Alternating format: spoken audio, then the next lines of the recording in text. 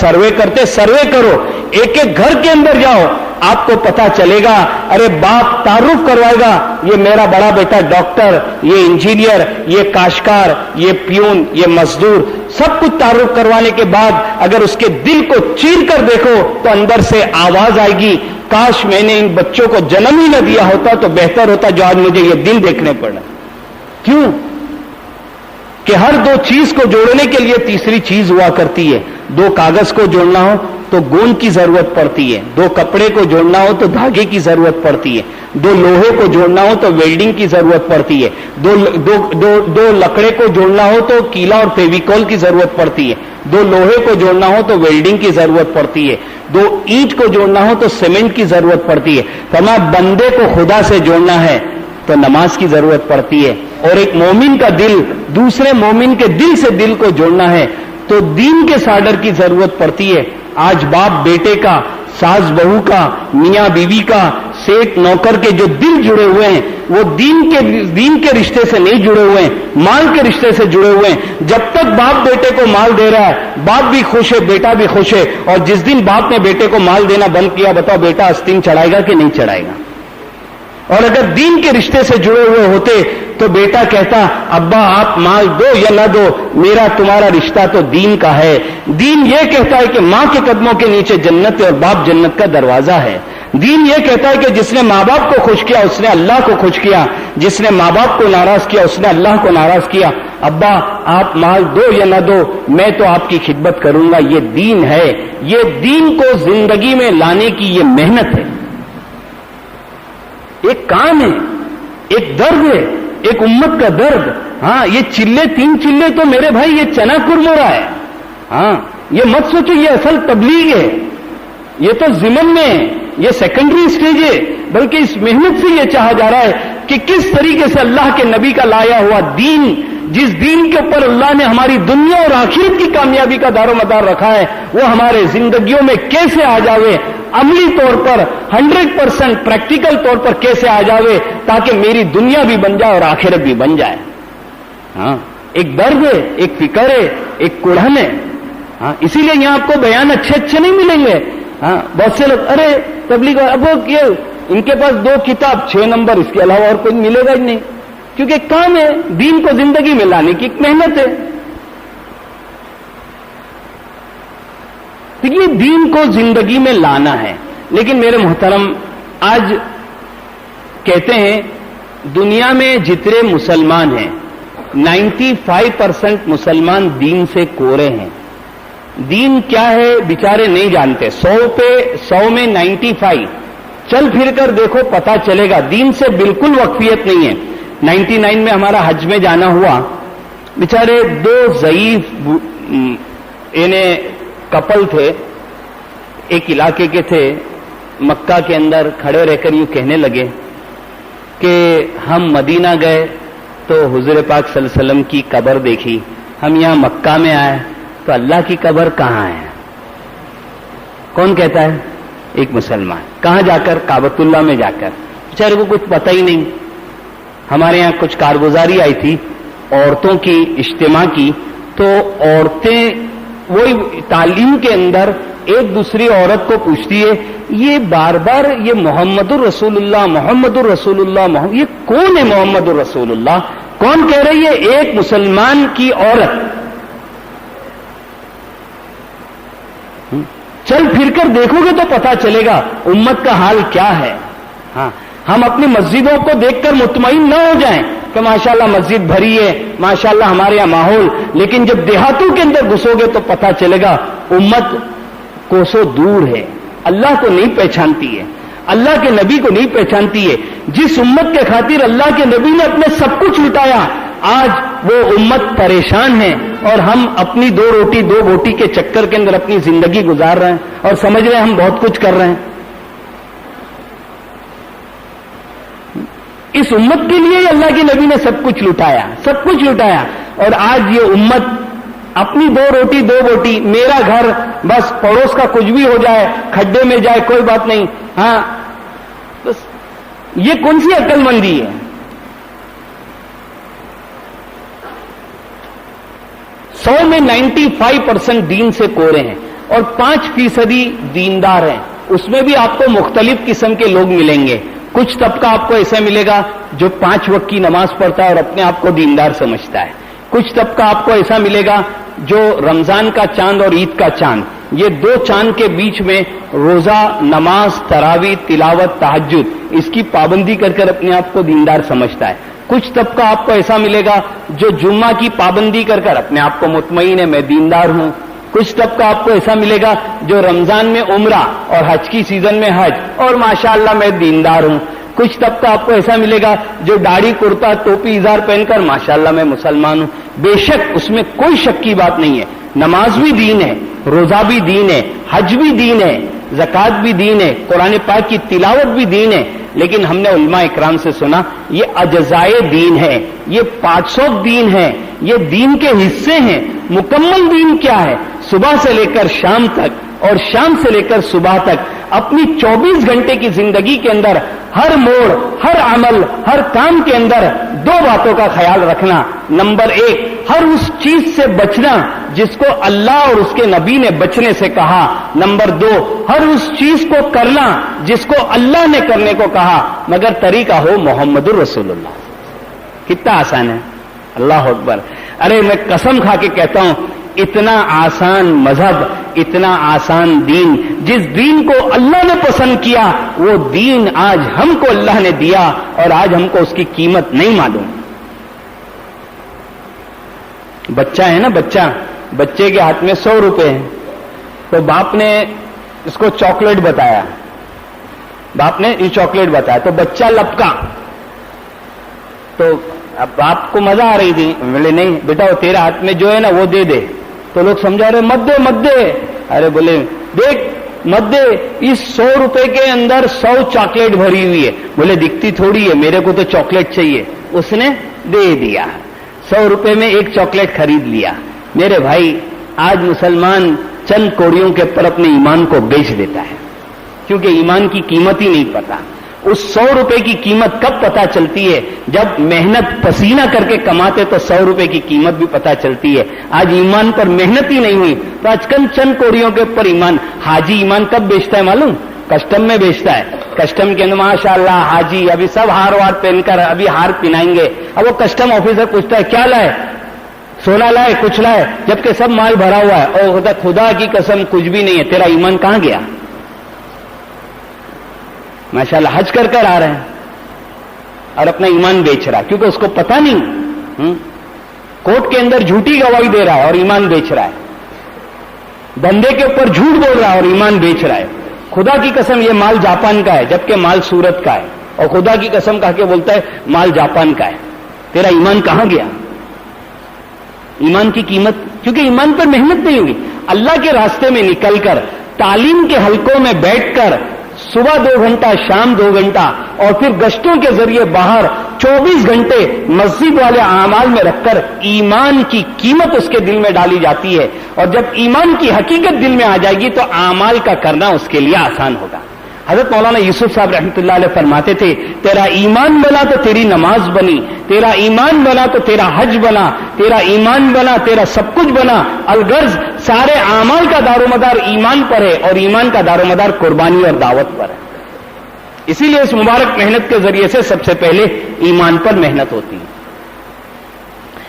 ایک مرتبہ اللہ کے رسول صلی اللہ علیہ وسلم نے آپ صلی اللہ علیہ وسلم کے قریب عدی ابن حاتم تائی، یہ حاتم تائی کی سخاوت مشہور ہے.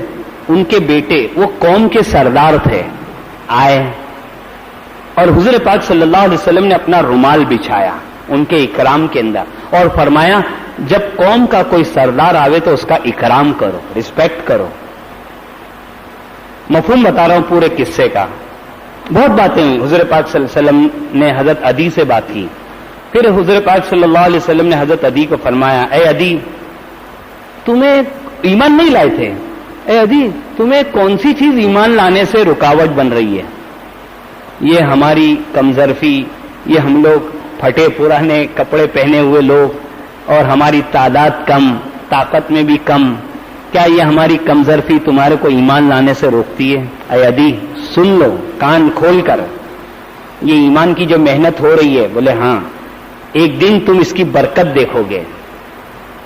یمن کا کیپٹل سنا, دارالسلطنت سنا سے ایک خوبصورت عورت تنہا زیورات سے لدی ہوئی اکیلی نکلے گی اور آ کر کعبۃ اللہ کا طواف کرے گی اور ریٹرن جائے گی. اے عدی, راستوں میں اتنا امن ہوگا کہ اس کی طرف نگاہ اٹھا کر دیکھنے والا کوئی نہیں ہوگا. اے عدی, تمہیں کون سی چیز ایمان لانے سے روکتی ہے؟ کیا ہماری کم تعداد, ہم طاقت میں کم ہیں؟ فرمایا اے عدی, یہ تم دیکھ رہے ہو, یہ کیسر اور کسرا, یہ بڑی بڑی حکومتیں, جس طرح آج امریکہ, رشیا, اس سے بھی زبردست حکومتیں تھیں. فرمایا کیسر اور کسرا, ہاں. فرمایا ایک وقت اللہ لائے گا. یہ ایمان کی طاقت بتا رہے اللہ کے نبی. جب ایمان طاقتور ہو جائے گا اور ایمان حقیقت کے ساتھ اللہ آ جائے گا تو اللہ کی مدد ساتھ ہو جائے گی. فرمایا یہ کیسر اور کسرا ایک وقت اللہ لائے گا کہ یہ مسلمانوں کے قدموں میں اللہ ڈالے گا, ان کے خزانوں کو ڈالے گا. اور عدی, یہ تم سن لو کہ ان خزانوں کو لوٹنے میں تم بھی ہوگے.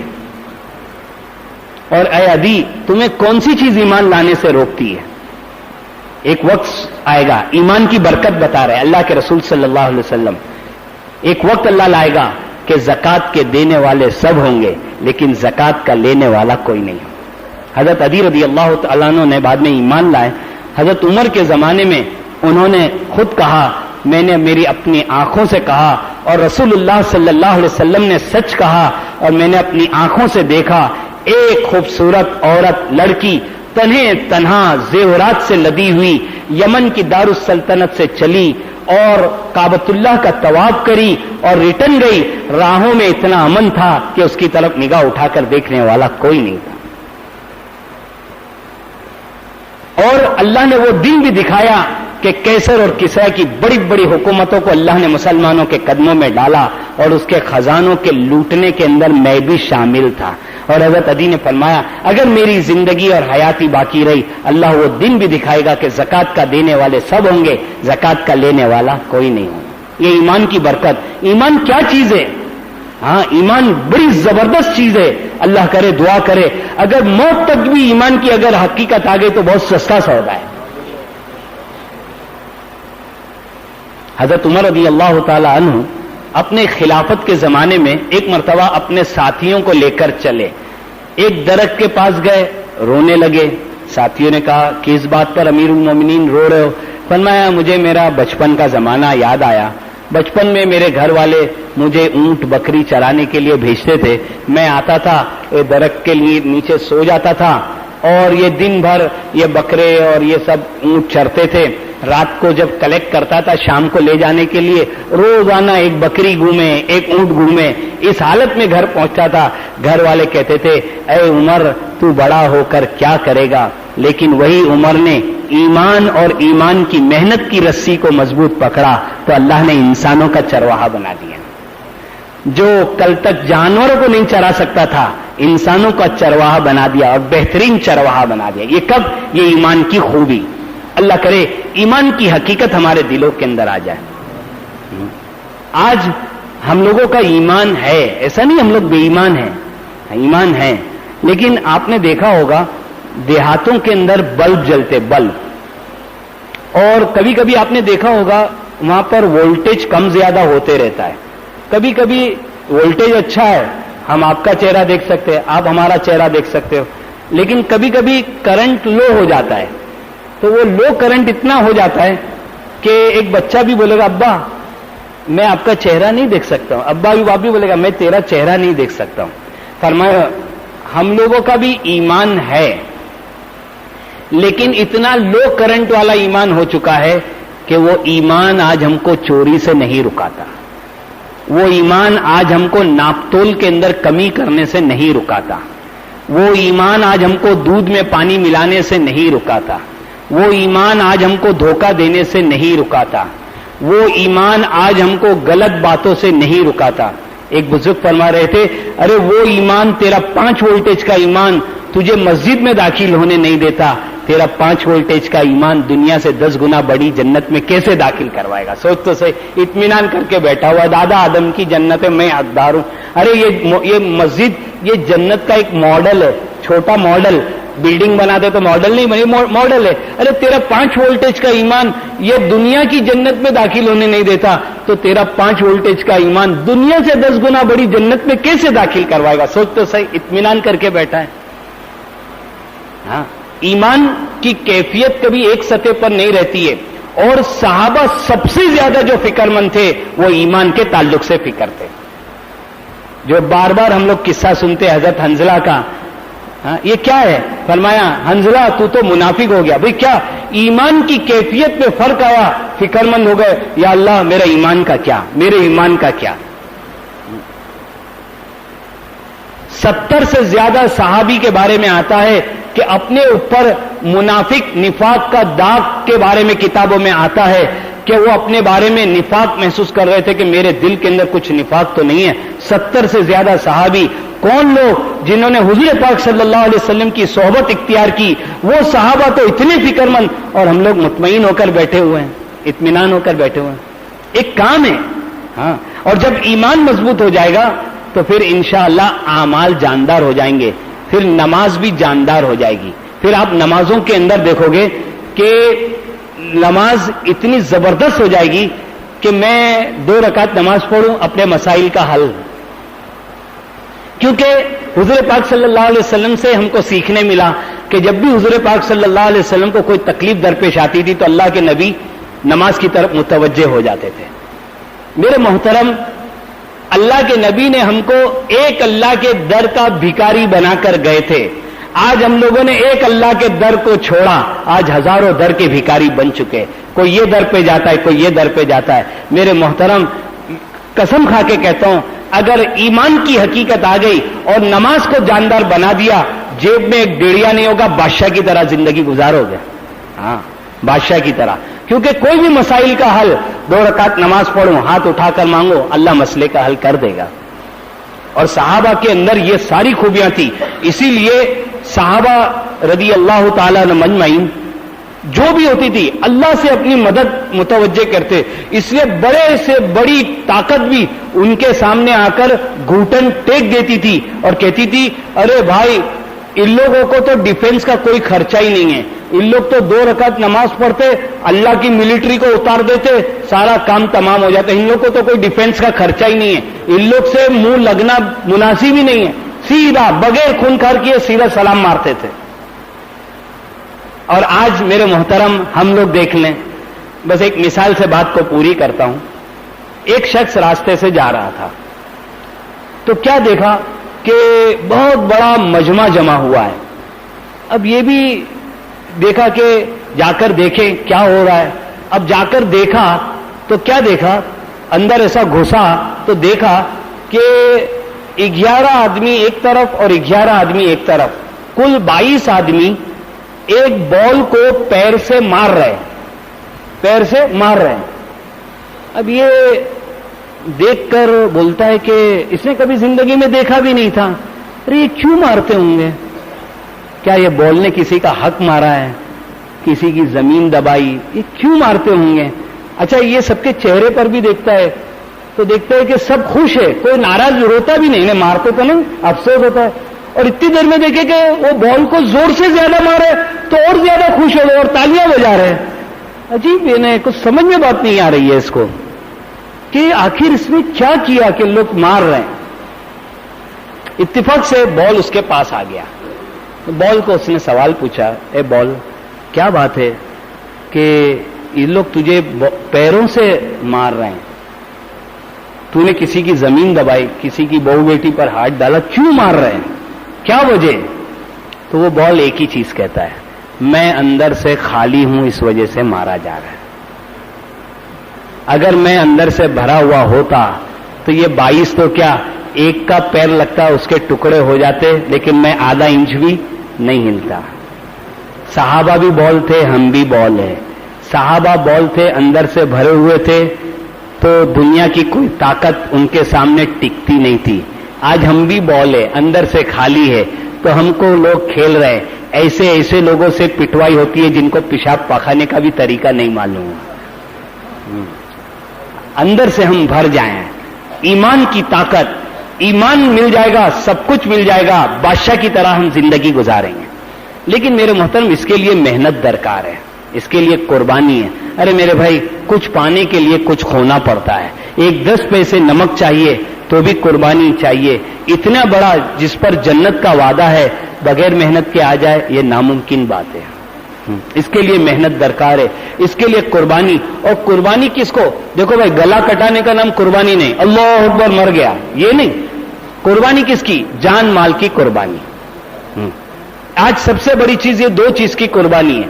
میں نے ایک چیز اسٹڈی کی, آج قربانی کیا ہے معلوم؟ کچھ چیز کی قربانی نہیں ہے. سفر اتنا آسان, پھٹ کر آ جاؤ. کھانا بہترین وقت پر ملتا ہے. بیچارے لوگوں کو پکانے نہیں آتا ہے, مگر 12 بجے بول دیں گے امیر صاحب کھانا پک گیا. جبکہ امیر صاحب جا کے دیکھیں گے تو دال الگ پانی الگ, مگر مزہ اتنا زبردست کہ گھر کی دال بھی اس کے, کھانا اتنا زوردار. تو کہنے کا مطلب یہ کہ کھانا سب وقت کے اوپر. صرف 2 چیز کی قربانی ہے, ایک گھر بار کو چھوڑنا اور ایک پیشے کو چھوڑنا. اگر نوکری ہے تو نوکری کو چھوڑنا, دھندا ہے تو دھندا. بس یہ 2 چیز کی قربانی, باقی کوئی چیز کی قربانی نہیں ہے. بیچارے جس مسجد میں بھی چلے جاؤ تو مسجد کے ساتھی بولتے سب پنکھے آپ استعمال کر سکتے ہو. دیکھو یہ باتھ روم ہے, یہ ماشاءاللہ 24 گھنٹے چابی دے دیتے, 24 گھنٹے نہاتے رہو. یا اللہ, کوئی روک ٹوک. اب پتا اور کیا تکلیف ہے, لوگ ہاتھ سے بیچارے باہر کوئی خرید, آپ جماعت کے ساتھی ہو تو لو 8 آنے کم. یا اللہ کتنا اکرام ہے. اب اور اس سے بڑھ کر اور کیا اکرام چاہیے؟ سر پہ بٹھانا چاہیے. ایک محنت ہے.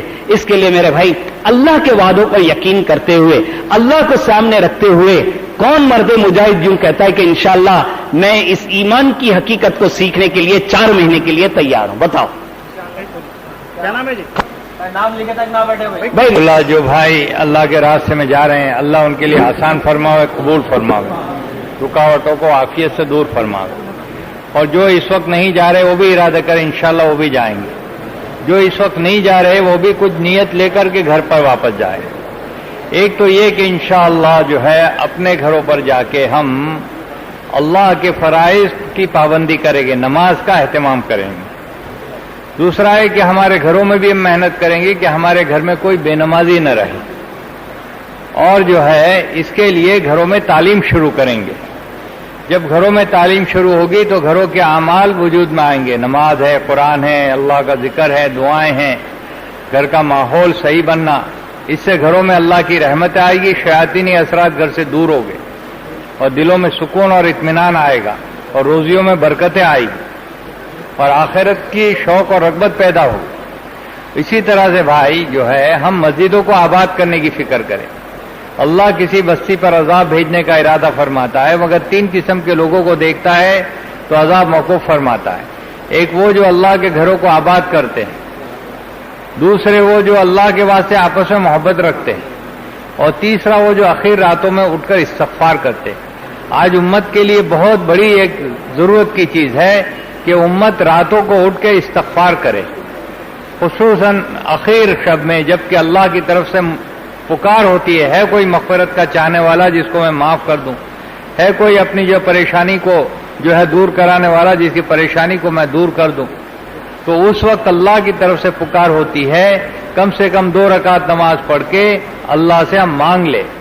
تو یہ 3 قسم کے لوگوں کو جو اللہ پاک دیکھتا ہے تو بستی پر سے عذاب کو موقوف کر دیتا ہے, اٹھا لیتا ہے. تو ہم اس بات کی فکر کریں کہ ہم مسجدوں کو آباد کرنے والے بنیں. اس کے لیے بھائی کسی نماز کے بعد بیٹھ کر اس بات کی فکر کرے کہ ہمارے بستیوں میں کس طرح ہر گھر کے اندر جو ہے اللہ اور اس کے رسول پاک صلی اللہ علیہ وسلم کی جو مبارک باتیں ہیں وہ اس کی تعلیم ہوا کرے. اور اس کے ساتھ ساتھ جو ہے ہمارے گھروں کے اندر جو ہے وہ اعمال زندہ ہو جاوے. اور ہم مسجدوں کو آباد کرنے کے لیے اپنے محلوں میں گشت کریں جس سے مسجد آباد ہو جاوے. اور اسی طرح بھائی مہینے کے 3 دن کم سے کم اپنے قرب و جوار میں جا کر اس کی بھی محنت کرے. اتنا تو کرو گے انشاءاللہ. درود شریف پڑھ لیں. یا رب لک الحمد کما ینبغی بجلال وجہک وعظیم سلطانک اللهم صل على محمد وعلى آل محمد كما صليت على إبراهيم وعلى آل إبراهيم إنك حميد مجيد. اللهم اغفر لنا وللمؤمنين والمؤمنات والمسلمين والمسلمات. ربنا ظلمنا أنفسنا وإن لم تغفر لنا وترحمنا لنكونن من الخاسرين. ربنا اغفر لنا ذنوبنا وتب علينا إنك أنت التواب الرحيم. ربنا هب لنا من أزواجنا وذرياتنا قرة أعين واجعلنا للمتقين إماما. ربنا آتنا من لدنك رحمة وهيئ لنا من أمرنا رشدا. اللهم إنا نسألك الهدى والتقى والعفاف والغنى.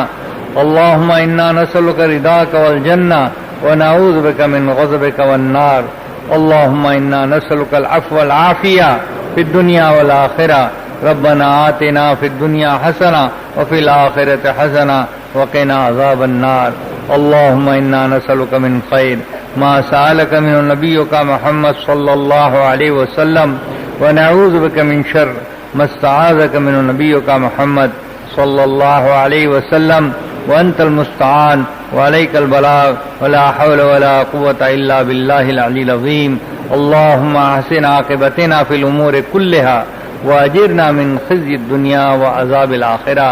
اللهم احفظنا وأحفظنا المسلمين من بين أيدينا ومن خلفنا عن أيماننا من شمائلنا من فوقنا ونعوذ بك من القال تحتنا. رضينا بالله ربا وبالإسلام دينا وبمحمد صلى الله عليه وسلم رسولا ونبيا. سبحان ربك رب العزة عما يصفون وسلام على المرسلين والحمد لله رب العالمين. میرے عزیز دوست اور بزرگوں،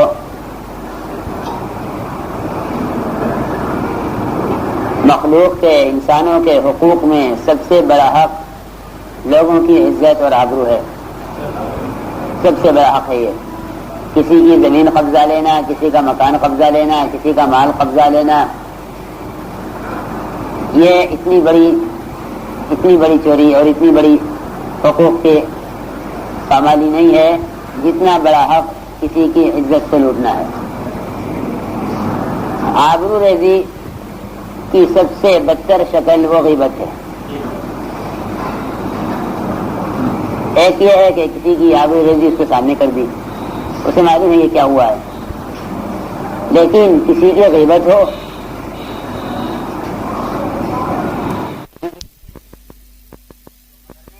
اس کے پیٹ پیچھے کیا ہو رہا ہے، اور ہم اس کے گوشت سے لذت اٹھا رہے ہیں اور پیٹ بھر رہے ہیں.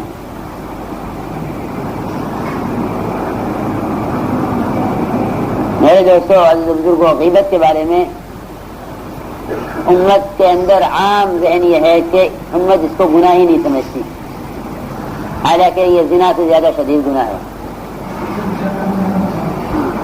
زنا سے زیادہ شدید ہے غیبت، اور لوگ اس کو کوئی بڑا گناہ نہیں سمجھتے. اس کے گناہ ہونے کا بھی احساس امت میں سے ختم ہو گیا کہ یہ گناہ ہے بھی یا نہیں. سب سے زیادہ غلیظ اور خنزیر سے زیادہ بدتر غذا وہ غیبت ہے. خنزیر کا گوشت کھا لینا آسان ہے، غیبت اس سے زیادہ مشکل ہے. بلکہ یہاں تک عرض کر دوں کہ خنزیر کے گوشت کے کھانے کی تو شریعت کہیں اجازت دے دے گی مجبوری میں، لیکن غیبت کی اتنی بھی اجازت نہیں ہے کہ اگر ایک آدمی بھوکا ہے اور جان جا رہی ہے بھوک سے اور خنزیر کا گوشت موجود ہے تو جان بچانا جائز ہے خنزیر کے گوشت کھا کے، لیکن غیبت کرنے کی اتنی بھی اجازت نہیں.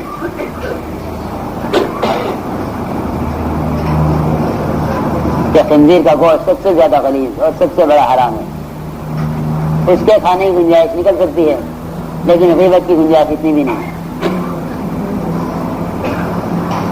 کتنا بھی کوئی گناہگار آدمی ہو، کتنا بھی بڑے سے بڑا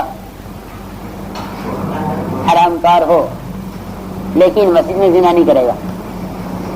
کیوں کر لے گا کہ نہیں مسجد میں زنا نہیں کرے گا، لیکن ہم مسجد میں بیٹھ کے غیبت کرتے ہیں. اس سے کبھی خیال نہیں آتا کہ یہ زنا سے بھی زیادہ بدتر کام ہے. زنا سے زیادہ بدتر غیبت کرنا ہے، وہ مسجد میں ہو رہی ہے اور اس کا احساس نہیں ہے. ہاں ساتھی آتے ہیں مسجد میں اور مسجد میں آ کے باہر والوں کی غیبت مسجد میں کرتے ہیں کہ تم سے ملاقات کہیں ہوگی نہیں، آؤ بیٹھو یہ بات کرنی ہے.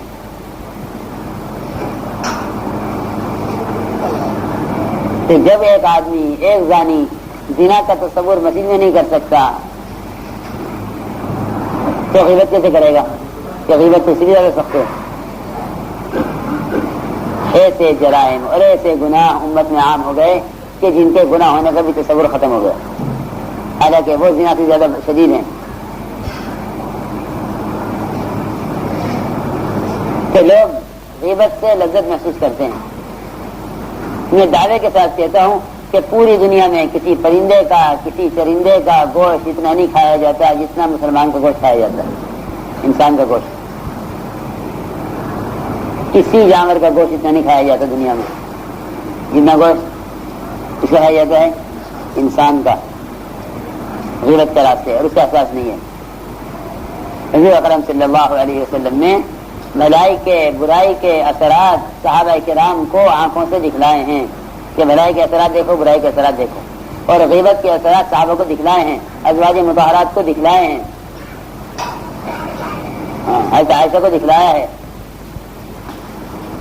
ابو بکر عمر رضی اللہ عنہما کے دانتوں میں گوشت دکھلایا آپ نے کہ دیکھو تمہاری غیبت کرنے کا گوشت بھائی کا تمہارے دانتوں میں لٹکا ہوا مجھے نظر آ رہا ہے.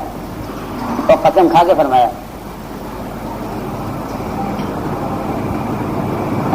کیونکہ حضور اکرم صلی اللہ علیہ وسلم اعمال کے اثرات کا مشاہدہ کرانے آئے ہیں، پھر خبریں دینے نہیں آئے کہ آپ نے امت کو بتا دیا یہ یوں ہے، نہیں، بلکہ آپ نے یقین کرانے کے ساتھ ان کو مشاہدہ بھی کرایا کہ تم اس کا مشاہدہ کر لو کہ غیبت کرنے سے کیا ہوتا ہے.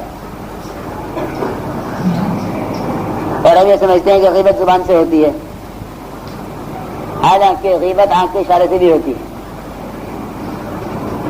ہاتھ سے غیبت، آنکھ کے اشارے سے غیبت، ذہن سے غیبت. ہاں، کسی کے بارے میں غلط سوچ رہے بیٹھے ہوئے ذہنی غیبت ہو رہی ہے. ذہنی غیبت ایسی ہے، ایسا ہے جیسے حرام گوشت کو سونگنا، حرام گوشت کو سونگنا اور اس کا کسی تذکرہ کرنا اور غیبت کے ارادے سے اشارہ کرنا.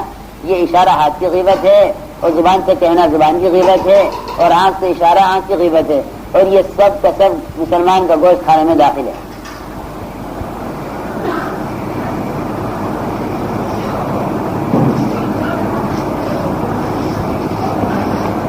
عائشہ رضی اللہ تعالیٰ عنہ فرماتی ہیں کہ میں نے یہ کہہ دیا جناب رسول اللہ صلی اللہ علیہ وسلم سے کہ آپ کے لیے تو وہ صفیہ کافی ہے، وہ جو اتنی سی ہے جس کا قد چھوٹا ہے.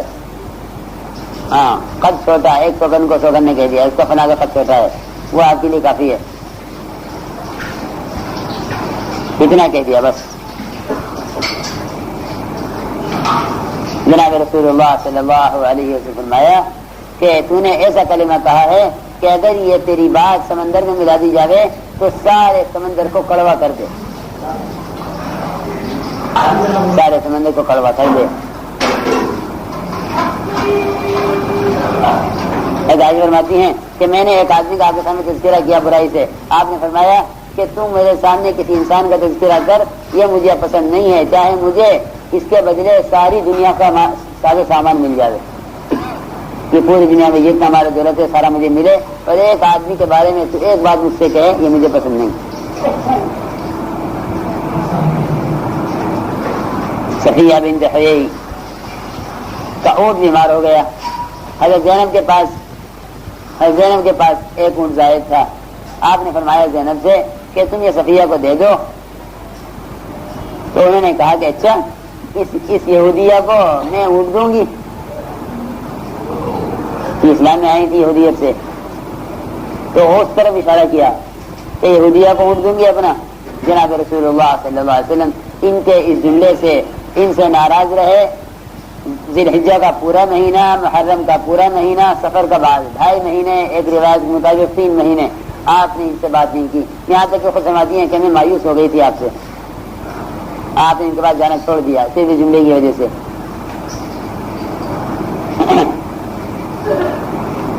ایک روایت میں ہے زید بن اسلم فرماتے ہیں کہ جناب رسول اللہ صلی اللہ علیہ وسلم اپنی اس تکلیف میں جس میں آپ کی وفات ہوئی ہے، آپ کے پاس آپ کی ازواج مطہرات جمع ہو گئی، تو آپ نے فرمایا، تو صفیہ بنت حیی بیٹھی ہوئی تھی، انہوں نے کہا کہ خدا کی قسم میری تو دلی تمنا یہ ہے کہ جو تکلیف اللہ کے نبی کو ہے یہ آپ کو نہ ہوتی مجھے ہو جاتی۔ ہاں، بیوی نے ایک بات کہی سب بیویوں کے سامنے، ساری آپ کی ازواج مطہرات بیٹھی ہوئی تھی آپ کے پاس آپ کے مرض وفات میں، اور صفیہ نے کہا کہ جو تکلیف اللہ کے نبی کو ہے وہ تکلیف آپ کو نہ ہوتی مجھے ہو جاتی۔ تو ازواج مطہرات نے ایک دوسرے کو اشارہ کیا آنکھ سے، ایک نے دوسرے کو اشارہ کیا نا آنکھ سے کہ دیکھو بڑی محبت کرنے والی ہے جھوٹی، اور آپ اظہار کر رہی ہیں محبت کا، جیسے یہی ہے محبت کرنے والی ہم نہیں ہیں۔ اس خیال سے ازواج مطہرات نے ایک نے دوسرے کی طرف آنکھ سے اشارہ کر دیا۔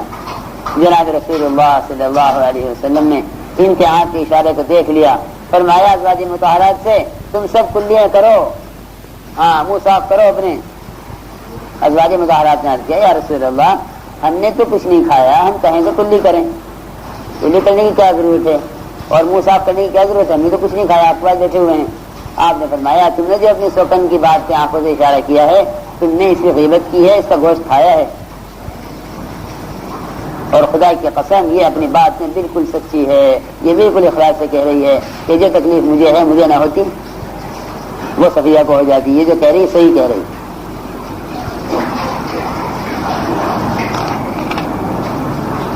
ایک روایت میں ہے، عجیب روایت ہے، سنو۔ ابو بکر عمر رضی اللہ تعالی عنہما یہ سفر میں نکلے اور ایک آدمی ان کی خدمت کے لیے ان کے ساتھ ہوا، عجیب روایت۔ انس بن مالک رضی اللہ تعالی فرماتے ہیں کہ عرب کا مزاج تھا یہ کہ بعض کی خدمت کیا کرتے تھے، ایک دوسرے کی خدمت کا مزاج تھا۔ تو ابو بکر رضی اللہ تعالی عنہ اور عمر یہ دونوں نکلے سفر میں، ان کا زیادہ خادم بھی تھا ان کا، تو یہ دونوں سو گئے، ابو بکر عمر رضی اللہ عنہما دونوں سو گئے۔ خادم سے کہہ دیا تھا کہ اس پہ کھانا بنا لیجو۔ اب جب یہ سو کے اٹھے تو خادم بھی سو گیا، اس نے کھانا بنایا نہیں، کھانا تیار نہیں کیا، خادم سو گیا۔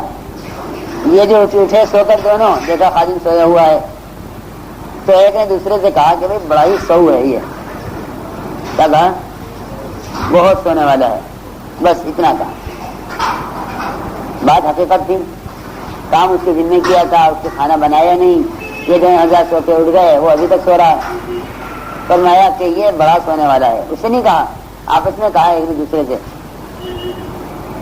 پھر اس کو اٹھایا خادم کو اور کہا کہ جاؤ رسول اللہ صلی اللہ علیہ وسلم کے پاس اور جا کے عرض کرو کہ ابو بکر عمر رضی اللہ عنہما آپ کو سلام کہہ رہے ہیں اور دونوں نے آپ سے کھانا منگوایا ہے، بھوک لگی ہے، کھانا دے دیجیے کھانے کے لیے کچھ۔ خادم نے جا کے عرض کیا یا رسول اللہ ابو بکر عمر رضی اللہ عنہما کھانا منگوا رہے ہیں۔ آپ نے فرمایا ان دونوں سے کہو کہ وہ تو کھانا کھا چکے ہیں، ان دونوں سے کہو جا کر ابو بکر عمر سے کہ وہ تو دونوں کھانا کھا چکے ہیں۔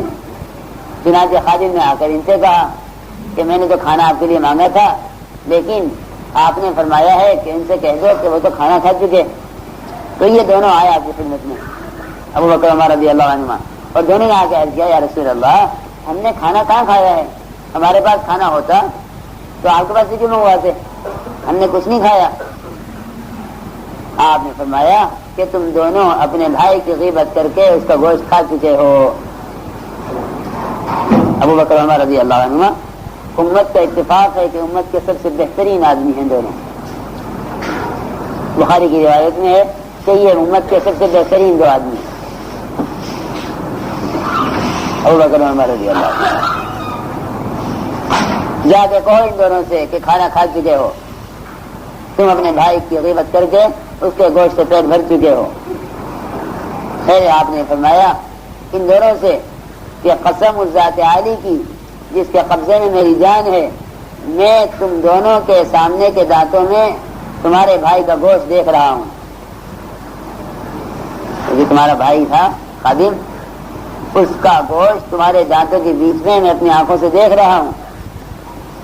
ان دونوں نے کہا یا رسول اللہ آپ ہمارے لیے اللہ سے مغفرت طلب کر دیجئے, اللہ سے ہمارے لیے دعائیں مغفرت کیجئے. آپ فرمایا کہ نہیں, میں نہیں کرتا, تم جاؤ دونوں کے دونوں اپنے خادم کے پاس اور جا کے اس سے مغفرت کی درخواست کرو کہ تمہیں معاف کرے.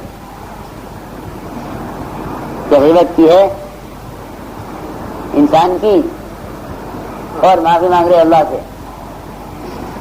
کہ نہیں, غیبت حقوق العباد میں سب سے بڑا حق ہے, کہ سب سے بڑا حق مارا ہے تم نے بھائی کی غیبت کر کے.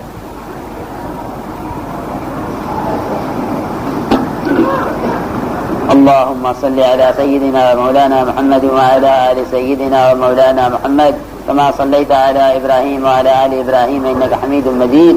ربنا ظلمنا أنفسنا وإن لم تغفر لنا وترحمنا لنكونن من الخاسرين. اللهم إنا نستغفرك ونتوب إليك, اللهم إنا نستغفرك ونتوب إليك, اللهم إنا نستغفرك ونتوب إليك. ربنا آتنا في الدنيا حسنة وفي الآخرة حسنة وقنا عذاب النار. سبحان ربك رب العزة